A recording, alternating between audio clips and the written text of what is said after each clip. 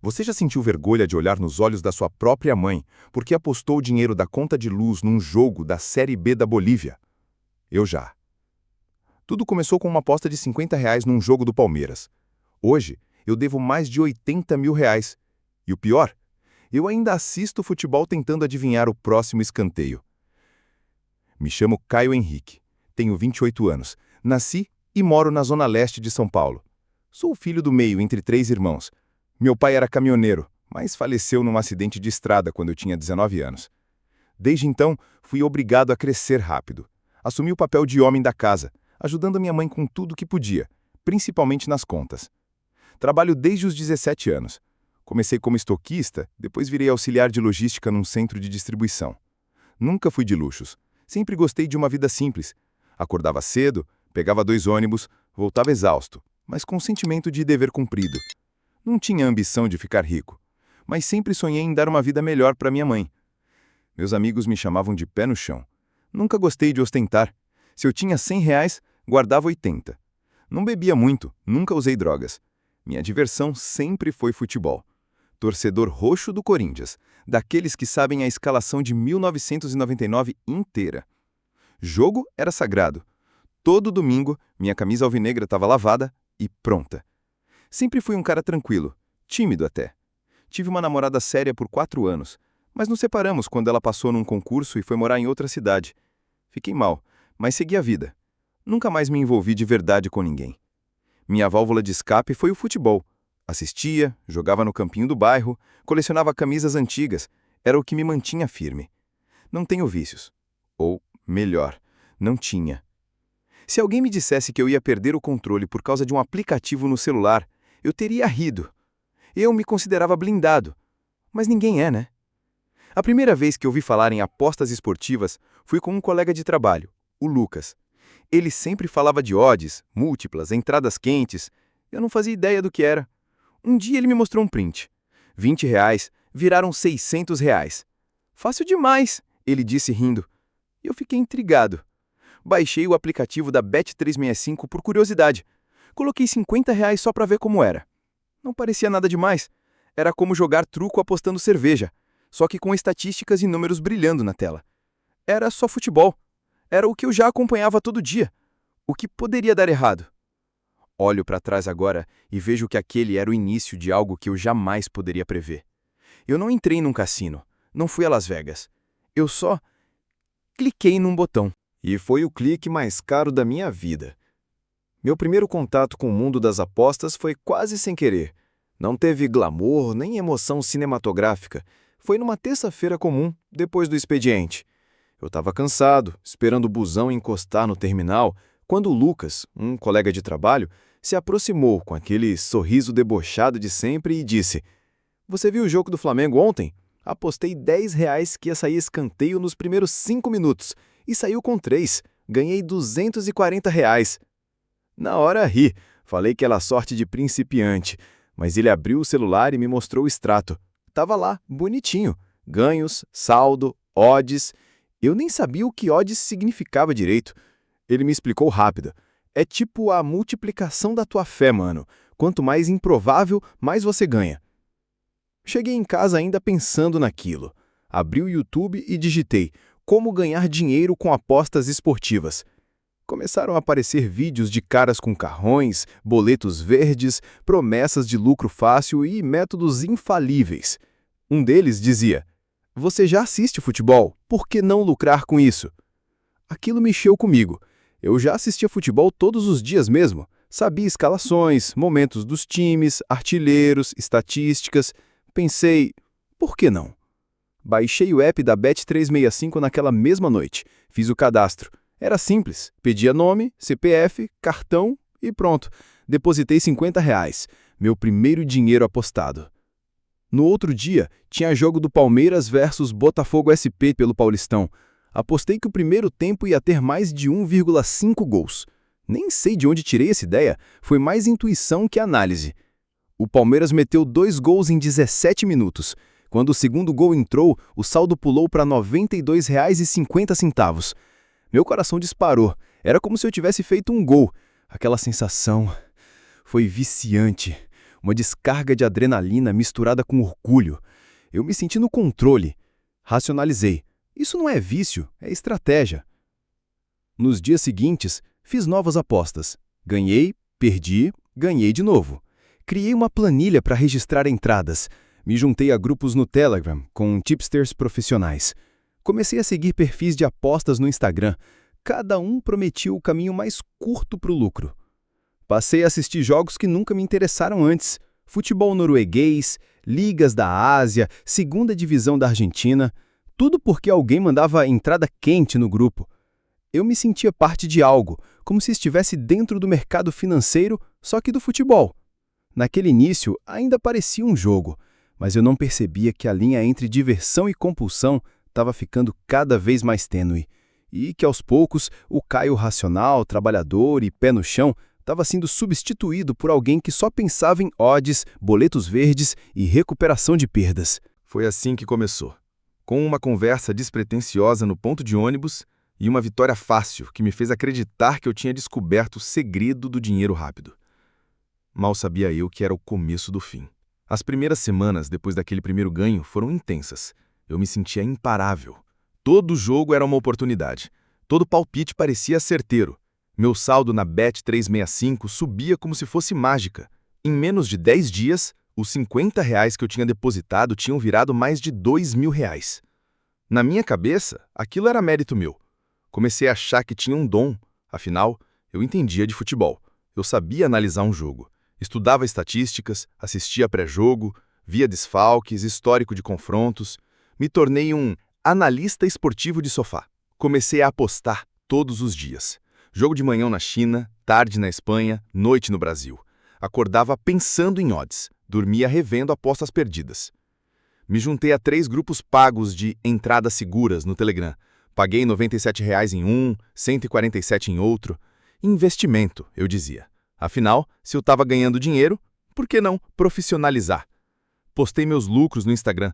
Recebi mensagens de amigos querendo saber como fazia. Me senti importante. Era como se eu tivesse descoberto uma fonte secreta de dinheiro que ninguém conhecia. Um cara até me chamou de mestre das odds. E eu acreditei nisso. Com o tempo, comecei a mudar meus hábitos. Já não jogava bola com os amigos no fim de semana. Dizia que estava focado em um projeto novo. Preferia ficar em casa com TV ligada em 3 jogos ao mesmo tempo, celular em mãos e o coração batendo como tambor a cada escanteio ou pênalti marcado. O salário, que antes eu guardava quase todo, passou a ser uma ferramenta para alavancar a banca. Toda a grana extra que entrava, hora extra, 13º, bônus, ia direto para o app. Eu dizia para mim mesmo, é só até bater os 10.000, depois paro. Mas sempre que chegava perto, eu perdia uma aposta grande e começava tudo de novo. Comecei a fazer múltiplas com odds de 100, 300, até 700. Apostava que teria gol nos acréscimos, escanteio em tempo exato, cartão em tal minuto. Era emoção pura. E quando acertava, a sensação era absurda, como se o mundo inteiro tivesse parado para me aplaudir. Lembro de uma noite em que ganhei R$ 3.400 apostando em 3 jogos da Série B, tudo em live. Saí correndo pela casa, gritando, rindo sozinho. A adrenalina parecia droga. Eu tremia. Quase não consegui dormir. A essa altura, minha conta na casa de apostas já tinha movimentado mais de R$ 20.000 em 2 meses. Eu não via isso como problema. Pelo contrário, achava que estava perto de estourar no norte. Me via como um trader, um visionário. Na verdade, eu estava só subindo uma escada que não levava para lugar nenhum. Mas eu só ia perceber isso quando fosse tarde demais. Na minha cabeça, era só o começo de uma nova fase.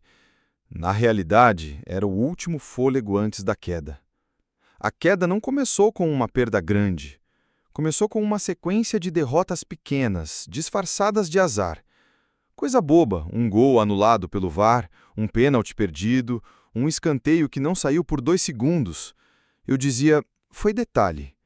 E sempre tentava recuperar no próximo jogo. Mas os detalhes se acumularam. Perdi R$ 300 numa segunda-feira, R$ 500 na terça. Na quinta já tinha torrado R$ 1.200, dinheiro do meu salário. Fiquei nervoso. No domingo, apostei R$ 1.000 de uma vez, numa múltipla que prometia 18.000. Se bater, resolvo tudo. Mas não bateu. Faltou um gol. Pela primeira vez, fiquei com a conta zerada. E aí veio o desespero. Peguei o cartão de crédito, fiz um saque. Joguei R$ 800. Perdi. Joguei mais 500. Ganhei R$ 900. Respirei. Mas no dia seguinte perdi de novo. E o ciclo começou. O salário já não era suficiente. Fiz um empréstimo pessoal de R$ 5.000 com o pretexto de comprar uma moto. Usei tudo em apostas. Em menos de uma semana, fui do alívio à vergonha. Comecei a mentir. Para minha mãe dizia que estava juntando dinheiro. Para os amigos, que estava investindo em criptomoeda. Para mim mesmo, dizia que era só uma fase ruim. Passei a me isolar, fingia estar ocupado para não sair. Só queria ficar em casa assistindo futebol e tentando recuperar o que perdi. Cada jogo era um mix de esperança e ansiedade. Cada derrota, um soco no estômago. A sensação de controle que eu tinha no início desapareceu. Agora eu apostava sem pensar. Era no impulso. Meu comportamento mudou. Fiquei mais irritado, mais calado. Comecei a dormir mal, a acordar no meio da noite pensando em apostas. Já não conseguia trabalhar direito. Um dia quase errei o endereço de um carregamento importante. Meu chefe puxou minha orelha e eu apenas pedi desculpas com os olhos baixos. Minha mente estava sempre em outro lugar. As dívidas começaram a me sufocar. 3 cartões estourados, 2 empréstimos ativos, parcelas de R$ 900 por mês. Comecei a dever o aluguel, pedi dinheiro emprestado para amigos dizendo que era emergência. Paguei alguns, outros nunca mais consegui. Cheguei ao ponto de vender meu videogame, meu relógio, até minha coleção de camisas do Corinthians, itens que tinham valor emocional, trocados por dinheiro que, em questão de horas, virava pó em apostas perdidas no Azerbaijão. A vergonha me corroía. Eu sabia que estava afundando, mas achava que só precisava de um acerto para sair do buraco. Uma última aposta certa, um último palpite certeiro, como se o problema fosse só o dinheiro. Como se a culpa fosse do azar, e não de mim. Prometi parar, inúmeras vezes. Jurei para mim mesmo. Mas bastava abrir o aplicativo, ver as odds piscando, e lá estava eu de novo, apostando que nem tinha mais. Eu já não jogava para ganhar. Eu jogava para tentar apagar os rastros da destruição que eu mesmo estava deixando para trás. O fundo do poço não veio de repente. Ele foi se cavando aos poucos, dia após dia, até o momento em que eu simplesmente não conseguia mais sair. A primeira grande ruptura foi quando minha mãe descobriu uma fatura do cartão com um saldo devedor de mais de R$ 12.800. Ela entrou no quarto com o papel na mão, tremendo, sem entender. Olhou nos meus olhos e perguntou: "O que você fez, Caio?" Eu não consegui responder, só abaixei a cabeça. Aquilo doeu mais do que qualquer derrota. No mesmo mês fui demitido. Meu rendimento no trabalho despencou. Chegava atrasado, errava pedidos, vivia distraído. Meu chefe, que sempre confiou em mim, me chamou na sala e disse: "Você não é mais o mesmo." Ele estava certo. Com o nome sujo, sem renda fixa e dívidas acumuladas que já passavam dos R$ 80.000, eu comecei a sentir o peso de tudo. Eu devia para banco, para o cartão, para a agiota. Esse último foi o pior. Ele me ligava todos os dias, ameaçava aparecer na porta de casa, e eu vivia com medo, trancando portas e janelas. Passei a ter crises de ansiedade. Aos poucos fui me afastando de todo mundo. Minhas amizades viraram silêncios no WhatsApp. Bloqueei minha ex quando ela me mandou uma mensagem perguntando se eu estava bem. Nem eu sabia mais o que era bem. Me sentia sujo, derrotado, um fracasso ambulante. Comecei a me odiar. Me olhava no espelho e via um cara acabado. Magro, olheiras fundas, sem brilho no olho. Tinha dias em que eu não escovava os dentes.